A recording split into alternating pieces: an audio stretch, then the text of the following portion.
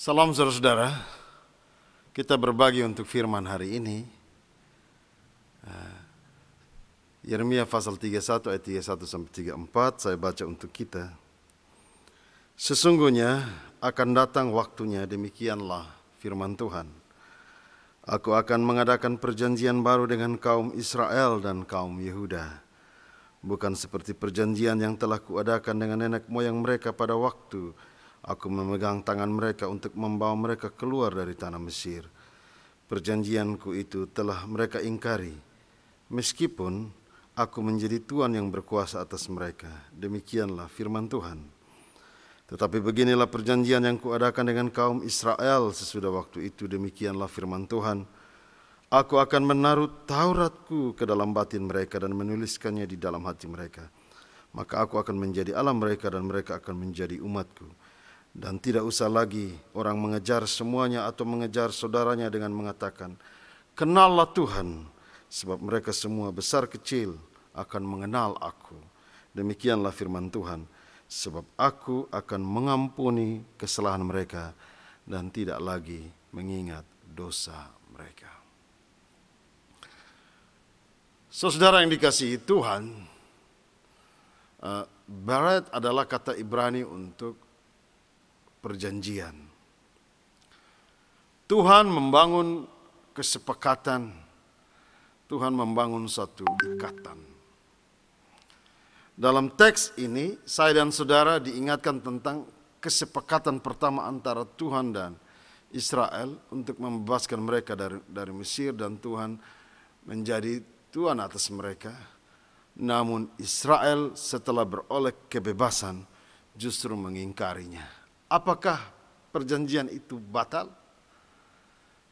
Seharusnya batal, karena memang ada pihak yang dirugikan.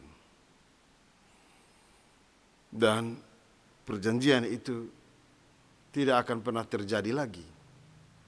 Tetapi dalam teks ini kita lihat hal yang berbeda dari Allah. Meski ia pihak yang dirugikan, dikorbankan, ia tidak membatalkan perjanjian itu.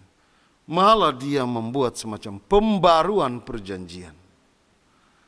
Jika perjanjian pertama dirusak oleh dosa, maka dalam perjanjian kedua, desain Allah ialah Allah akan menuliskan perintahnya di dalam hati setiap orang dan akan mencapai puncaknya ketika kita sepenuhnya terdiri dari roh dan hukum Tuhan. Ketika sifat hati kita menjadi sukarela melakukan setiap perintah dan kehendak Tuhan. Meskipun ini baru taruhlah semacam embrio, namun berbahagialah kita ketika Tuhan secara bertahap menggantikan kedagingan dan dosa kita dan menggantikannya dengan Roh Kudus-Nya yang mengarahkan kita pada perilaku yang benar dan penuh dengan kesalehan. Dengan demikian kita harus mengakui bahwa memang manusia belum sepenuhnya bertobat. Tetapi dalam desain Allah, saya dan saudara kita semua sedang berada dalam berbagai tahap pertobatan setiap hari. Jadi saudara-saudara, sesungguhnya Tuhan itu benar-benar mau menolong kita agar kita bergeser dari pendekatan reaktif, yaitu pendekatan yang dimulai karena kita beroleh sesuatu atau karena kita dihargai.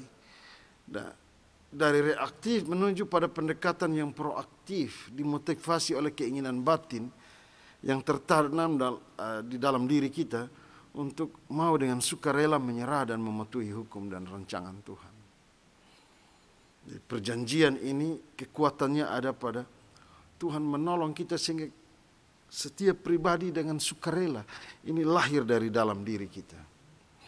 Memang sangat beda kalau sesuatu digerakkan oleh hati dan sesuatu yang digerakkan oleh karena keterpaksaan. Banyak orang bisa jadi menghargai saudara bukan karena sesuatu yang sangat natural atau alamiah, tetapi itu bisa jadi jika engkau dihargai karena jabatanmu, uangmu, statusmu. Banyak orang menghargai karena ada sesuatu yang ia mau cari, karena ia melihat kepentingannya bisa tertular melalui engkau. Dan banyak orang juga tidak lagi menghargaimu jika kepentingannya selesai. Orang bisa saja bekerja dengan rajin karena digerakkan oleh rasa takut. Jangan-jangan engkau sedang memantau atau menilainya.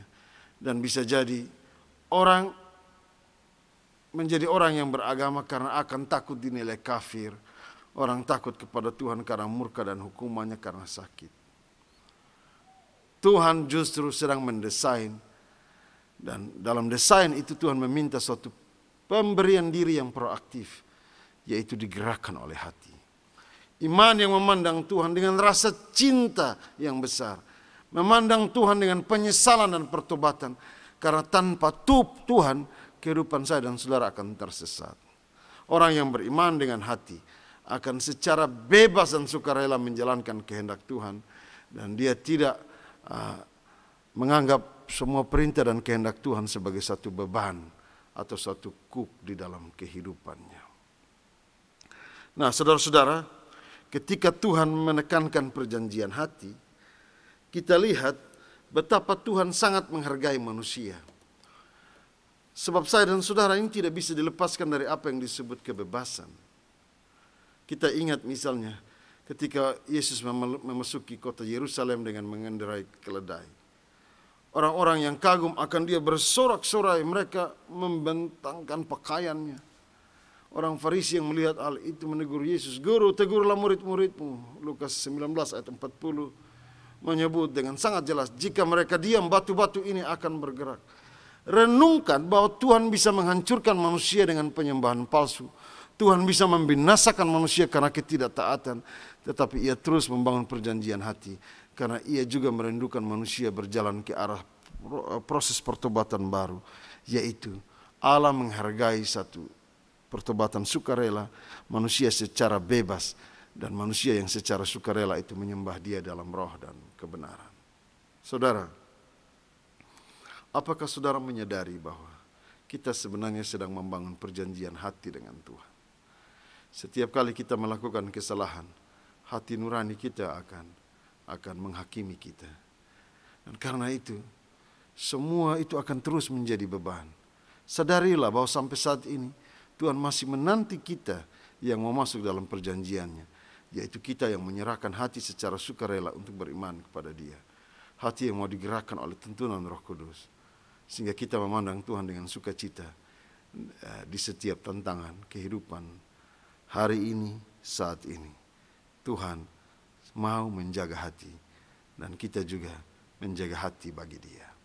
Amin.